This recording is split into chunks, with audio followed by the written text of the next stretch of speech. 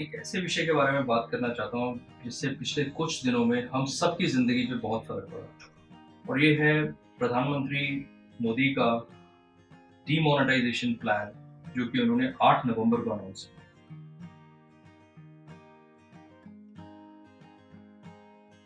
हम ब्रॉडली अब सब जान चुके हैं कि एग्जैक्टली क्या है। 500 और 1000 रुपए के पूरे नोट्स पे ड्रॉ कर लिए गए हैं।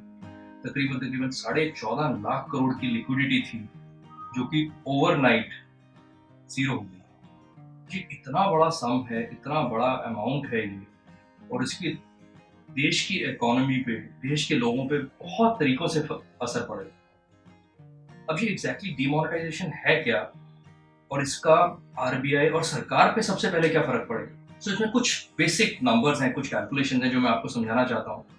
14.5 लाख करोड़ के तकरीबन तकरीबन 500 और 1000 रुपए के नोट थे। तो सरकार ने एस्टिमेट किया होगा कि इनमें से कितना पैसा एक्चुअली लोग यूज कर रहे हैं। इसमें 10 से 15% ऐसा पैसा था जो कि बैंकों में और आरबीआई की ब्रांचेस में ही पड़ा रहे।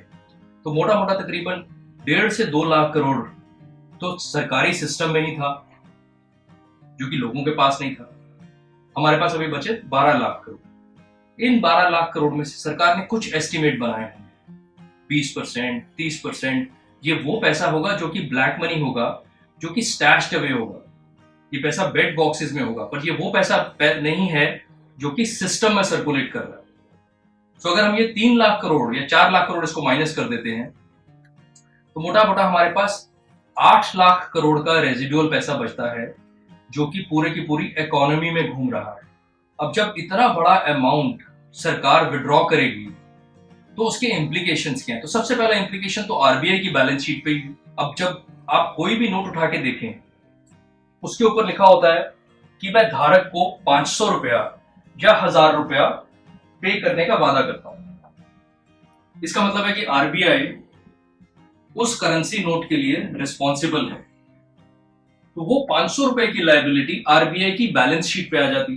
तो इस तरीके से जब 500 और 1000 और बाकी के सब जो नोट इशू होते हैं उनसे आरबीआई की बैलेंस शीट पे लायबिलिटी खड़ी होती। अगर 14.5 लाख करोड़ रुपया सारा इशू हुआ था जो कि विड्रॉ हो गया ओवरनाइट, 14.5 लाख करोड़ की लायबिलिटी थी जो कि आरबीआई की बैलेंस शीट पे थी। इसमें से अगर 3 लाख करोड़ जो ब्लैक मनी है या जो वापस नहीं आएगा एज डिपॉजिट्स, ये पूरा का पूरा आरबीआई के लिए अभी जीरो वैल्यू हो गया। तो मेरी लायबिलिटी एज आरबीआई खत्म हो गई, बट मेरे एसेट तो सामने है ही। जितने लोग बेसिक ऑफ अकाउंटिंग समझते हैं वो जानते हैं कि एसेट और लायबिलिटी हमेशा बराबर रहते हैं। मेरी लायबिलिटी जो कि मेरे को दूसरों को पैसा देना है वो खत्म हो गया, क्योंकि ये ऐसा धन है जो कि वापस बैंकिंग सिस्टम में कभी नहीं आएगा बिकॉज ये ब्लैक मनी था। बट मेरा सामने 3 लाख करोड़ का एसेट अभी भी है। अब आरबीआई क्या करेगा?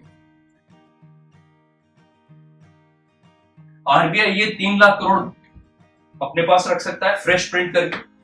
ये पैसा वो बैंकिंग सिस्टम में डाल सकता है ताकि बैंक्स ज्यादा क्रेडिट दे, लोगों को ज्यादा उधार दे। और हम सबको मालूम है कि बैंक्स के अंदर भी बहुत पिछले 1 डेढ़ 2 साल से बहुत ज्यादा स्ट्रेस आ रहा है। दूसरा जो आरबीआई कर सकता है कि गवर्नमेंट को एक स्पेशल डिविडेंड दे सकता है 3 लाख करोड़, और ये सरकार के लिए बहुत बड़ा अमाउंट है।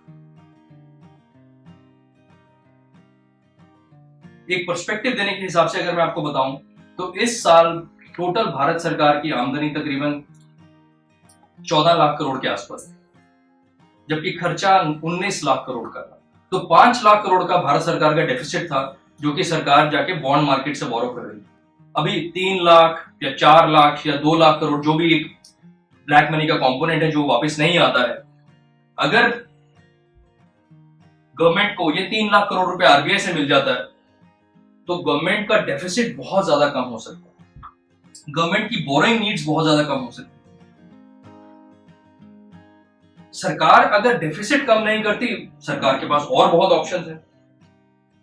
वो बैंक्स में अपना इक्विटी बढ़ा सकती है। पब्लिक सेक्टर बैंक्स के अंदर ये सारे के सारे बैंक सरकारी बैंक है और हमको मालूम है कि इनके पास सबके पास इक्विटी का भी बहुत प्रॉब्लम है। या फिर सरकार सोशल सेक्टर या इंफ्रास्ट्रक्चर पे स्पेंड कर सकती है। इन किसी भी इन तरीके से अगर सरकार स्पेंड करती है तो सारा पैसा इकोनॉमी में वापस आता है और इससे डिमांड पे बहुत ज्यादा इंपैक्ट आएगा। बट इन सब चीजों के होने में कुछ समय लगेगा। क्या नंबर्स हैं हम लोगों को शायद सिर्फ 30 दिसंबर के बाद ही पता चल पाएगा, कितना पैसा सिस्टम में वापस आया, कितना नहीं आया। उसके बाद सरकार के क्या प्लान है, इन सबको होते होते कुछ महीने और जाएंगे, और जब तक ये पैसा एक्चुअली में सिस्टम और इकोनॉमी में आता है 3, 6, 8 महीने शायद बीत जाए। तो ये पूरा पॉजिटिव इफेक्ट ये लैग के साथ आएगा।